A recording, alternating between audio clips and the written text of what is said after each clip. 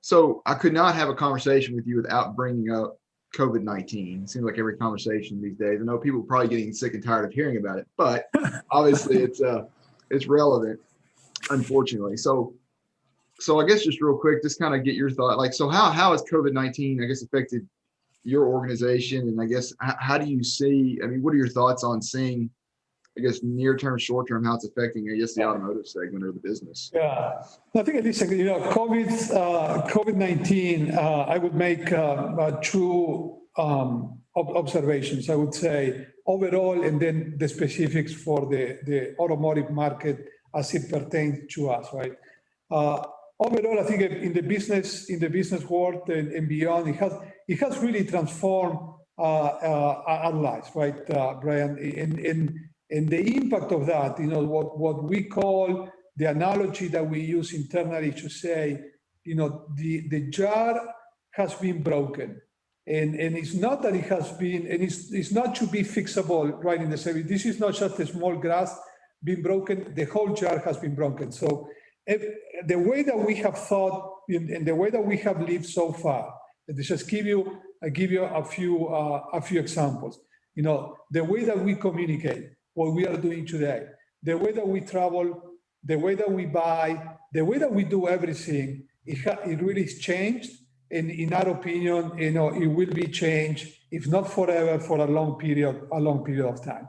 So that's a significant reality that we try to take into account, and I want to tell you exactly how when it comes to our business. So in the COVID-19, in the face of the automotive market, whether it is 20% or 30%, we will be looking at somewhere between 20 and 30% volume reduction across the space, maybe with the exception of the the trucks and the commercial vehicles. Except for that segment of the market, everything else you're going to look at that element of reduction, whether it's again 20 plus 30%, that kind.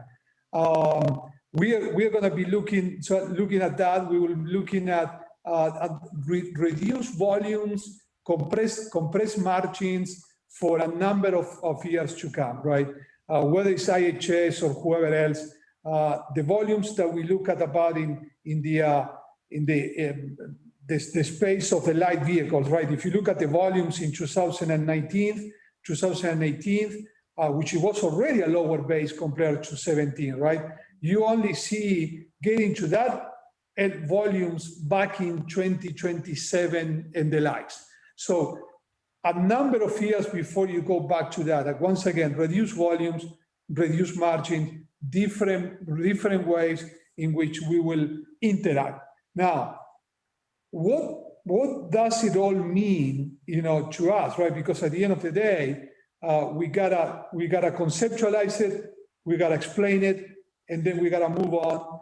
In the case of Util, with about 900 people across the globe, what it really means fundamentally is a number of things. Number one, that in a few city elements and that we believe that will be critical in how we face this.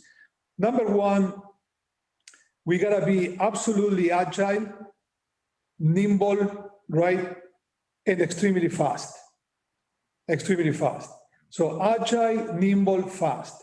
We keep going back to that all the time, and that the reason that I wanted to share with you the investment, the significant investment that we just made, that we'll be announcing that week, because that really has to do with that.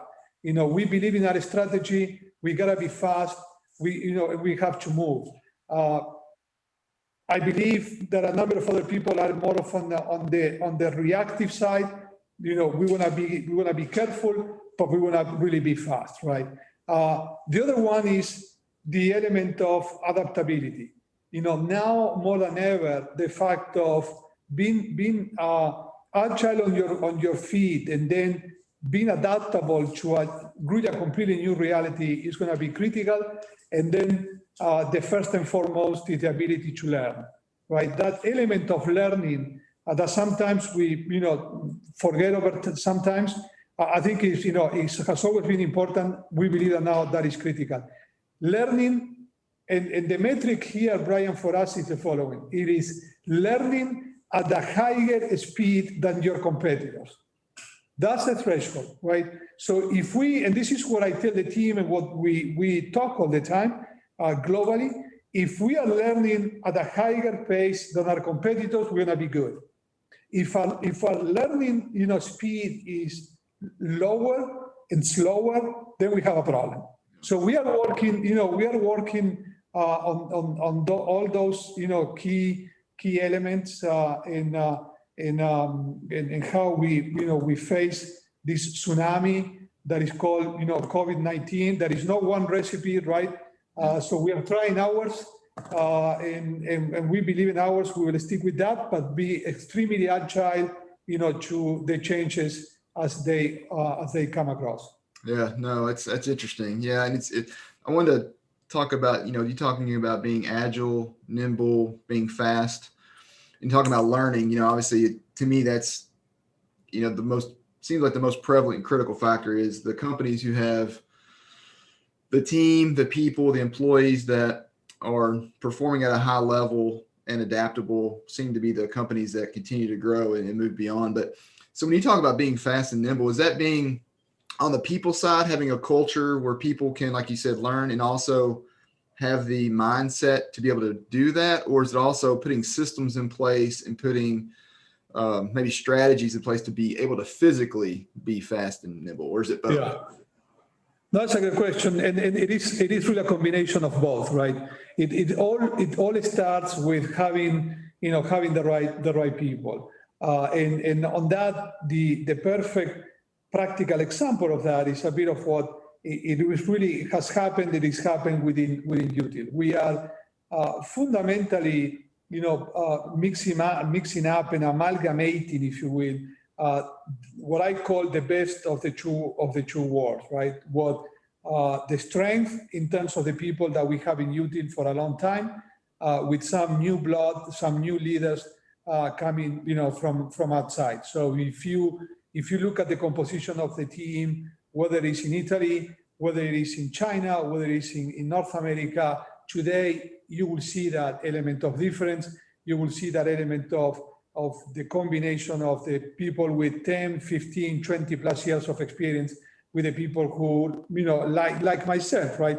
We are kind of fresh new. So that's one element that has to do with your first part of the question about the human talent. That is a critical part, right? Because if you don't have that, you don't have anything. And then you have to combine that, with, the systems that allow you to do that, be agile and be fast and all that. So what we are doing with Nicola here and the rest of the team, we are literally, Brian, rethinking about our IT capabilities, right? Our technical in terms of, again, of the interconnection and our overall, I would call IT capabilities for the group. How do we think about our infrastructure? We are and have made a few investments in terms of how we run and we will be running the business, and that has to do with a new operating system for the overall group that would allow us, to have instant information, right, of what is happening. If I want to wake up at 2 a.m, I want to see what's happened at that point, 8 p.m. your time in the East, or that would be 8 a.m. in Asia. I have all the information. I said, this is what is happening with customer number 1. This is what is happening with my supply chain, in supplier number 10. We are building that. We are putting that in place that allow us to be, again, absolutely, faster on our feet. We are also looking to a big extent at automation. We touched upon earlier in the discussion, the conversation, but it comes absolutely handy, once again. How do we become, better and more automated? A pretty big deal, really big, a pretty big deal for us. And that has to do with our production centers, whether it is closer to where you are in Toronto, here in Torino or in China. We are working through that. We believe that would be the right combination, right? The talent with the infrastructure to really have all the information that we need to make the informed business decisions really faster and hopefully faster and better than anybody else. But one last thing to kind of cover, I guess, before we take off here. So I guess we talked about it earlier about the evolution of kind of the automotive industry. And I know you've discussed Util's plans and strategy to maybe diversify a little bit more, even outside the automotive industry. But is the evolution or the revolution of like the electric vehicle market, autonomous driving, since you supply components to the braking industry, and I know the EV market has been a lot of discussions on, with the use of braking within EVs. EVs obviously are starting to the utilization and the sales of EVs keep going up. So is that a concern for your company as far as where that's going and start supplying to the brake industry, or are you guys doing things to kind of obviously diversify, or how do you see that affecting you guys? Yeah, that's the $1 million question, right? But now, listen, it would be disingenuous of myself if I'm sitting with you and I will tell you it won't have an impact, right? And so since it would be kind of silly and disingenuous, I'm not going to do that. It will have an impact. And as everything else in life, Brian, we believe that is both. There is an element of a threat and there is an element of an opportunity in that, right? Well, clearly we are not only looking. I mean, we are really studying today around the table where I'm sitting today. We have a 6-hour session with a couple of professors from the equivalent of the MIT in the US, right? It's the premier technical university in Italy. And this is not the first, it clearly won't be the last one, where we spend a number of hours to go through that, right? What are the implications of the arrival of the electrical vehicle, whether it's full electrical, whether it's hybrid of whatever sorts, etc. So there is a consideration, that would say, with full electrical, maybe there is less friction. If there is less friction, maybe you have a reduced aftermarket, business, etc. I think all that, will be part of the mix. Yeah. So I would also submit to you that it would be too early in the game just to give you a full recipe of how that will translate. But yes, it will have an implication. We are aware, and we are becoming even more aware as we continue to study the evolution of the full electrical vehicle. But by the same token, when I talk about the opportunity, we have some of our best people there, I believe, very close to where you are this morning in Detroit, and they look at the evolution with the terms of the speed of the electrical car, very high speeds, right?